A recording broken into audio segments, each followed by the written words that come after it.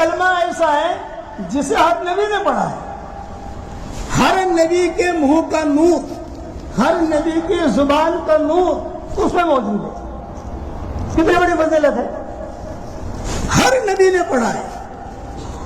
یہ سورہ اخلاص ہر نبی نے نہیں پڑھی، سورہ فلق سورہ ناس ہر نبی نے نہیں پڑھی، تو بعد میں نازل ہوئی. لیکن ایک کلمہ ایسا ہے جسے آدم علیہ السلام کے زمانے سے لے کر حضور صلی اللہ علیہ وسلم تک ہر نبی کی زبان سے اللہ نے نکلوایا ہے. پڑھو پڑھو. تو ہر نبی کی زبان کا نور ملا نہیں ملا، اس کو اس کے منہ کا نور ملا نہیں ملا. آپ کو سکھا دوں بھائی، پڑھو ذرا ساتھ. لا الہ الا اللہ وحدہ لا شریک لہ لہ الملک ولہ الحمد وہو علی کل شیء قدیر. ہمارے ماحول میں چوتھا کلمہ کہتے ہیں، حدیث میں چوتھا کلمہ نہیں کہتے ہیں. چوتھا کلمہ ہم نے بنایا ہے.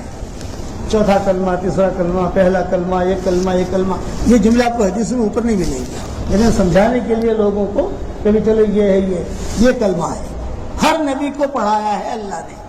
علماء نے لکھا ہے کہ اگر اس کلمے میں کتنی معرفت کے خزانے ہیں اور کتنی برکتیں ہیں، یہ اگر کسی کو پتہ چل جائے تو صبح سے لے کر شام تک آدمی یہی کلمہ پڑھتا رہے.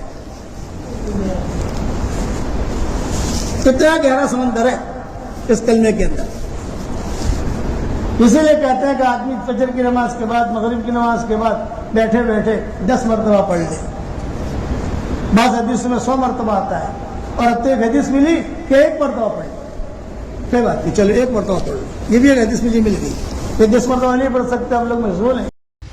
رسول اللہ صلی اللہ علیہ وسلم نے ارشاد فرمایا، عرش کے خزانے میں سے 4 چیزیں مجھے عطا کی گئی ہیں جو مجھ سے پہلے کسی کو بھی نہیں دی گئی.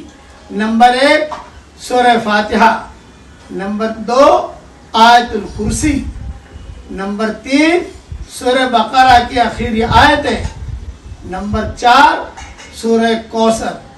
یہ مضمون المعجم الکبیر میں موجود ہے.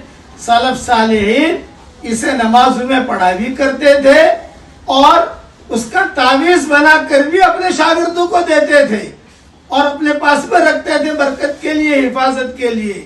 میں امیجز بنا کر بھیج رہا ہوں، اسے پڑھنے کا بھی اہتمام کیجئے اور پرنٹ نکال کر بھی اپنے پاس رکھ لیجئے. انشاءاللہ برکت ہوگی، حفاظت ہوگی. اللہ تعالی ہر شر سے، ہر برائی سے ہم سب کی حفاظت فرمائے اور حلال مال و منال کے دروازے اللہ کشادہ فرمائے. کہو آمین.